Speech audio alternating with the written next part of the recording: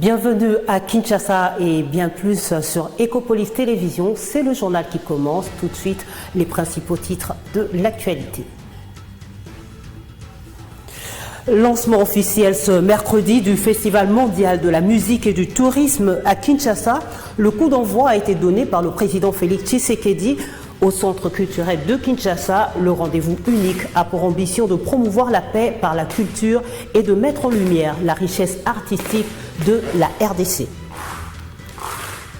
Championnat d'Afrique des nations de football, le sélectionneur national des Léopards Aprime a rendu public la liste des 36 joueurs qui prendront part au premier stage préparatoire en Algérie. Cette liste comprend un mélange de joueurs expérimentés et de jeunes talents prometteurs. Résurgence de l'épidémie du choléra en RDC. Près de 3/4 de provinces sont touchées par cette maladie diarrhéique sévère. Dans ce journal, vous suivrez les détails du bulletin de la 27e semaine épidémiologique au pays.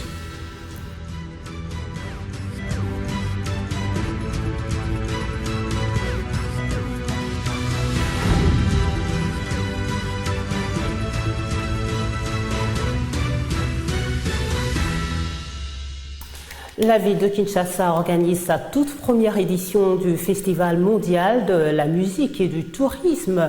Le coup d'envoi a été donné ce mercredi 16 juillet par le chef de l'État Félix-Antoine Tshisekedi au Centre culturel et artistique pour les pays de l'Afrique centrale. La route de la rumba, c'est le thème retenu pour ce rendez-vous unique qui vise à promouvoir la paix par la culture, valoriser la musique congolaise et mettre en lumière la richesse touristique du pays. Au total, 3 sites emblématiques sont mobilisés pour cette célébration qui va s'étendre du 16 au 18 juillet prochain, notamment sur l'esplanade du Palais du Peuple, le centre culturel et artistique pour les pays de l'Afrique centrale et l'échangeur de l'Imété. Des délégations de plusieurs pays sont déjà arrivées dans la capitale et d'autres sont attendues dans les prochaines 24 heures, dont 12 ministres du tourisme venus de pays étrangers pour participer à ce festival.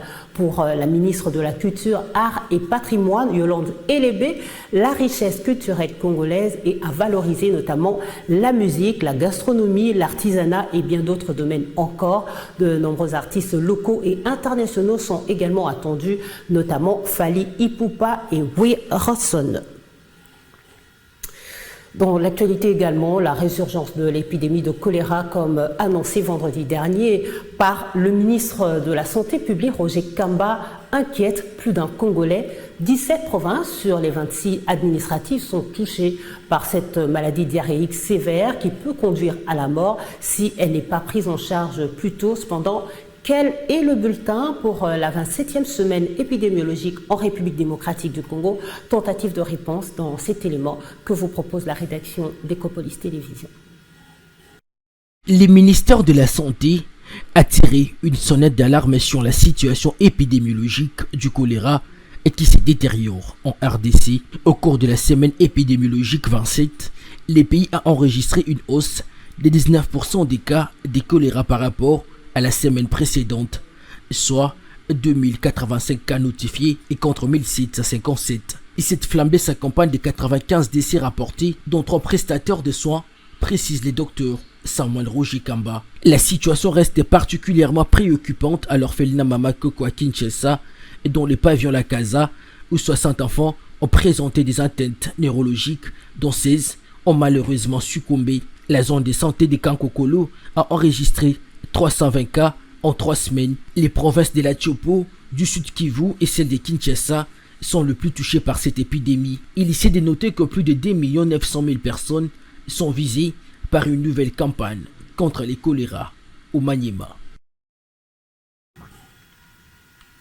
Changeant de registre pour parler de la défense nationale, viabilité des centres de formation militaire dans la capitale Kinshasa. Ce sujet préoccupe le vice-premier ministre à la défense nationale, Guy Kabombo, qui a effectué une ronde lundi dernier dans toutes les écoles militaires de Kinshasa. Le point de chute a eu lieu à l'inspection générale de l'armée. L'objectif était de palper les réalités sur les conditions de travail des instructeurs, mais aussi des étudiants et futurs militaires en formation.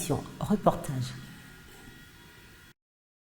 Mettant un accent particulier à la formation des militaires, gage d'une armée puissante, Maître Guy Kabombo Modianvita a choisi la journée de ce lundi 14 juillet pour effectuer une visite au commandement général des écoles militaires ainsi qu'à l'inspection générale des FARDC. Le vice-premier ministre, ministre de la Défense nationale et des anciens combattants, mise sur une formation de qualité pour les forces armées congolaises à tous les niveaux, depuis son avènement à la tête de ce ministère régalien. Au commandement général des écoles militaires, un exposé sur la situation générale des centres d'instruction et d'encadrement a été présenté par le commandant Segem. Les besoins étant la réhabilitation des différents centres d'instruction pour décongestionner les principaux centres, le commandant Segem a plaidé pour l'implantation des écoles de cadets en vue de susciter l'idéologie et le patriotisme des enfants pour servir dignement dans l'armée. Au groupement des écoles supérieures militaires, le VPM de la Défense nationale et des anciens combattants a eu des échanges interactifs avec les concernés et a promis de décanter les préoccupations mineures dans les prochains jours. Pour ce qui est de préoccupations de fond, les procédures sont en cours pour les résoudre de manière générale. S'en est suivi la visite guidée des différentes écoles basées au centre supérieur militaire, notamment l'école militaire des langues, l'école de renseignement, l'école de guerre de Kinshasa, l'école d'informatique, l'école maternelle ainsi que le foyer social. Après sa visite au centre supérieur militaire, le VPM de la Défense nationale et des anciens combattants, Guy Kabombo Modianvita, s'est rendu à l'inspectorat général des FARDC où un briefing sectoriel a été présenté, brossant succinctement le fonctionnement de l'inspection générale des FARDC. Le rôle principal de l'inspection générale des FARDC étant le contrôle des différentes structures de l'armée, Maître Guy Kabombo Modianvita les a invités au contrôle strict conformément à leur plan d'action et à ne céder sous aucune intimidation. Rappelons par ailleurs que cette mission d'itinérance dans les différentes structures des FARDC permet au vice-premier ministre, ministre de la Défense nationale et des anciens combattants de s'imprégner des réalités du terrain en vue de proposer des réformes plus adaptées pour rebâtir une armée plus puissante,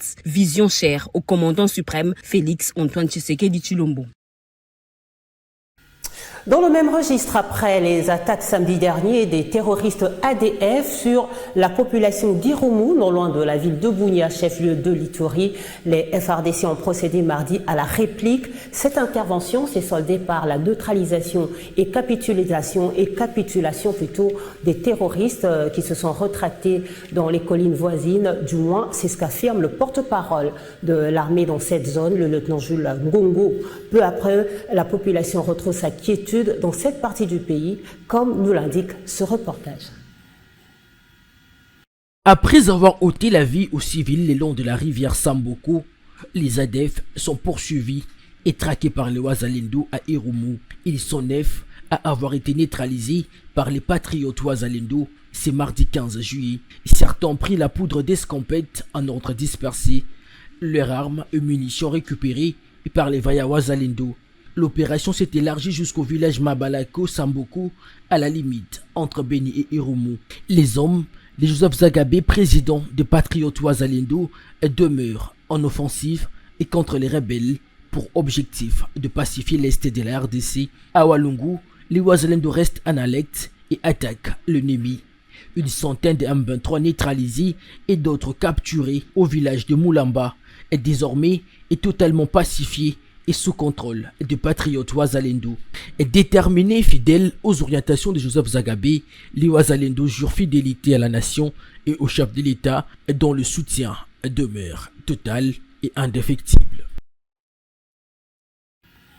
Sécurité encore au Congo central, le général Bertin Yahweh Soumanda a organisé hier mardi 15 juillet une réunion avec les motocyclistes ainsi que les cambistes de la ville de Matadi. Cette réunion qui a eu lieu au commissariat provincial avait pour objectif d'améliorer la sécurité des personnes et de leurs biens en mettant l'accent sur la collaboration de proximité police-population pour mettre fin aux actes de vandalisme qui caractérisent ces derniers jours la province du Congo central. Suivez.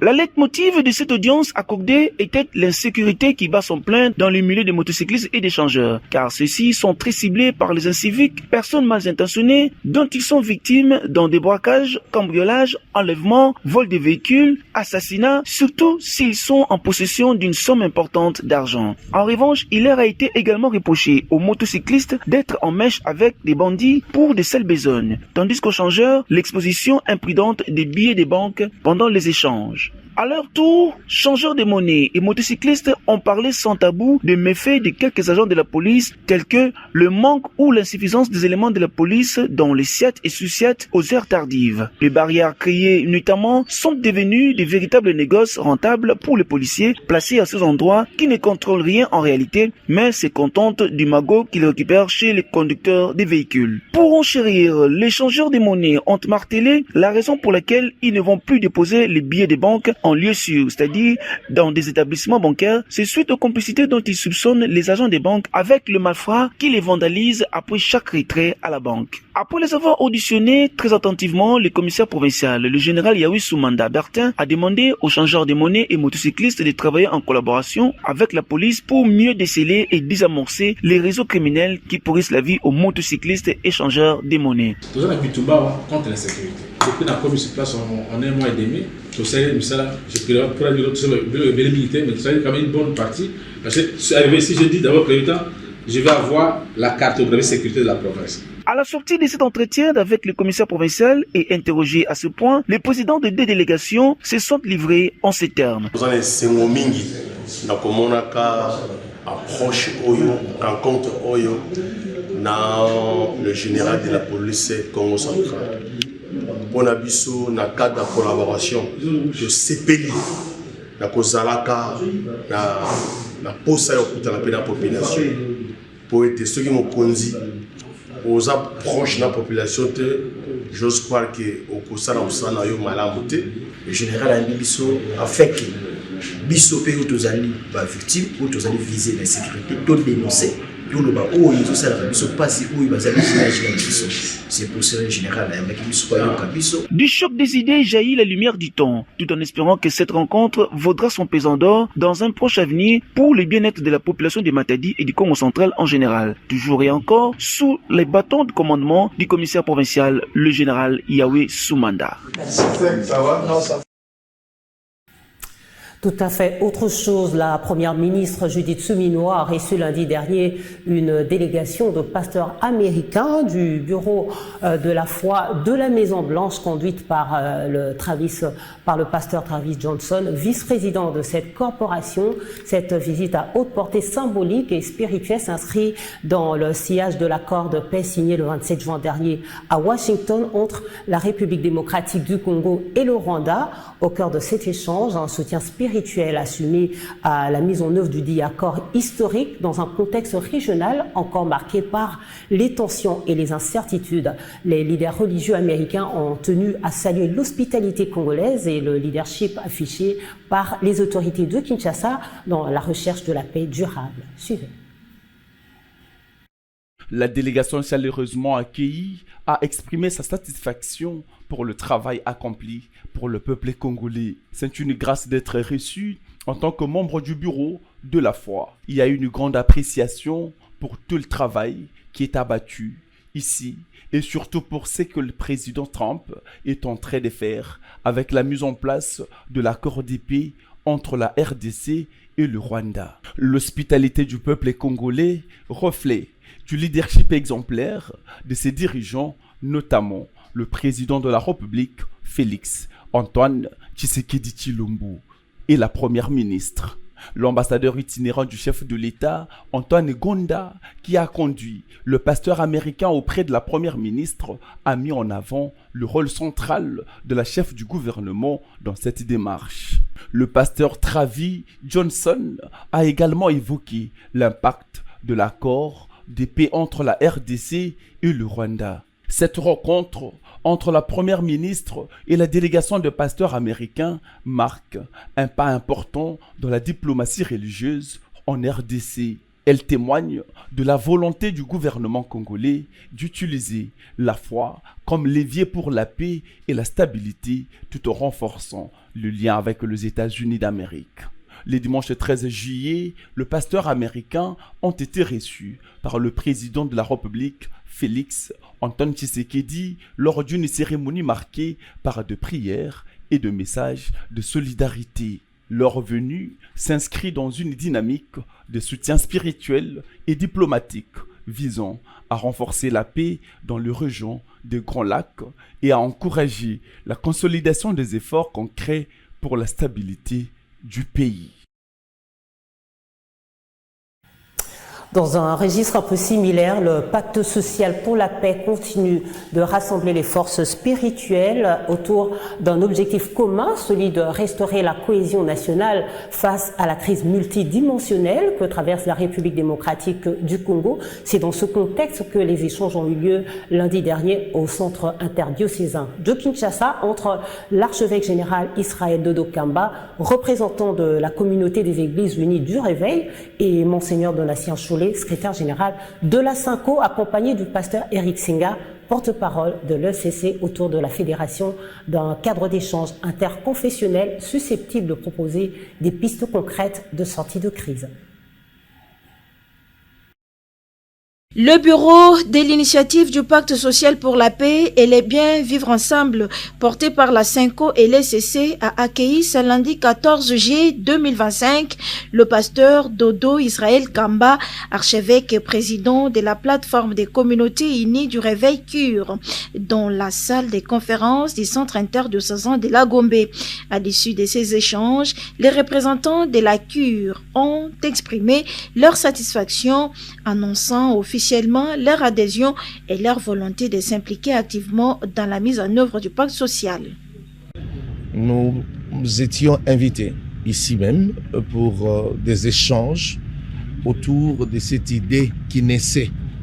Et on nous avait promis que le moment venu, on nous appellera pour que l'on vienne approfondir, développer. Et c'est comme ça que nous sommes venus en ce jour, parce que les choses tendent à leur clarification. Et c'est comme ça que toutes les autres confessions devraient être non seulement intéressées, mais s'impliquer et connaître davantage. Et le format que nous avons aujourd'hui autour de cette question est beaucoup plus élargi. Et nous avons été aujourd'hui clarifiés et édifiés. Et nous affirmons que les choses sont claires et que nous pouvons apporter ce que nous pouvons à notre niveau. Je parle d'autres tendances, d'autres confessions, telles que nous avons été contactés.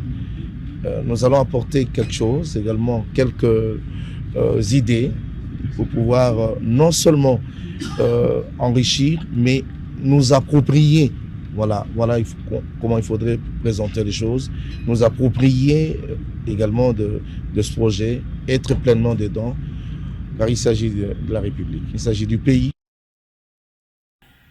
Infrastructure dans ce journal, modernisation de la route Kamba-Mbanza-Ngungu, les travaux avancent à grands pas, constat du directeur général de l'agence congolaise des grands travaux, Nico Nzao, après évaluation des 10 travaux samedi dernier, après visite éclair auprès du représentant légal de l'église kimbanguiste Simon Kimbangu Kiangani, long de 47 km, la modernisation de cette route jadis calvaire des usagers va permettre un ouf de soulagement pour les pèlerins très avides de visiter la cité sainte africaine. Regardez.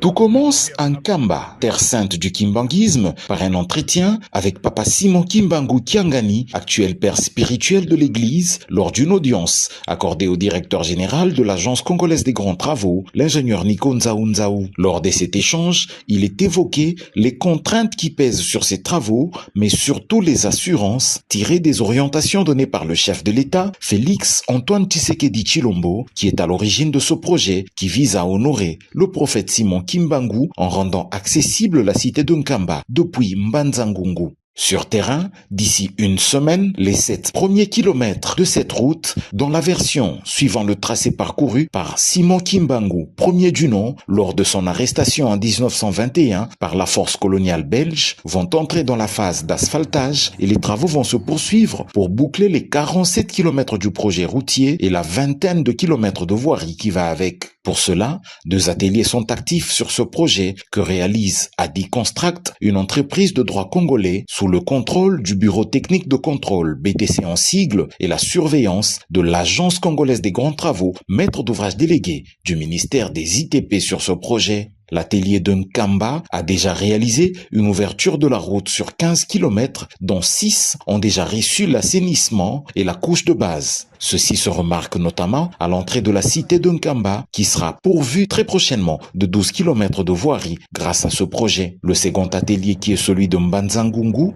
a déjà fait une ouverture de la route sur 10 km, dont 4 sont assainis et comportent également une couche de base. Ici, une opération d'expropriation s'impose pour la continuité du tracé. Actuellement, sous financement du Trésor public, ces travaux qui couvrent 47 km de route et 20 km de voirie, dont 12 dans la cité de Nkamba et 8 qui mènent vers l'aérodrome, vont très prochainement bénéficier d'un appui financier du programme sino-congolais.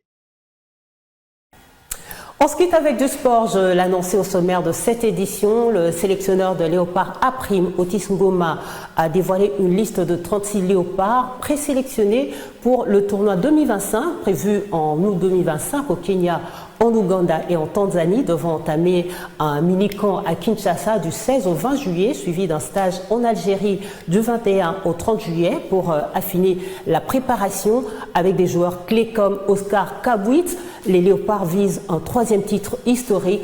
Dans la phase de groupe, la République démocratique du Congo se retrouve dans le redoutable groupe A, surnommé le groupe de la mort, aux côtés du Maroc, double vainqueur du Kenya, pays hôte de l'Angola et de la Zambie. Pour se préparer, la RDC affrontera l'Algérie en match amicaux lors de son stage à Alger. Après une qualification convaincante face au Tchad, les léopards abordent ce tournoi avec ambition, portés par leur expérience et leur soif de reconquête. Nous disons donc bonne chance aux léopards. Voilà, c'est la fin de ce journal. Merci de l'avoir suivi. On se retrouve très vite pour un nouveau tour d'horizon de l'actualité, bien sûr, toujours sur Ecopolis Télévision.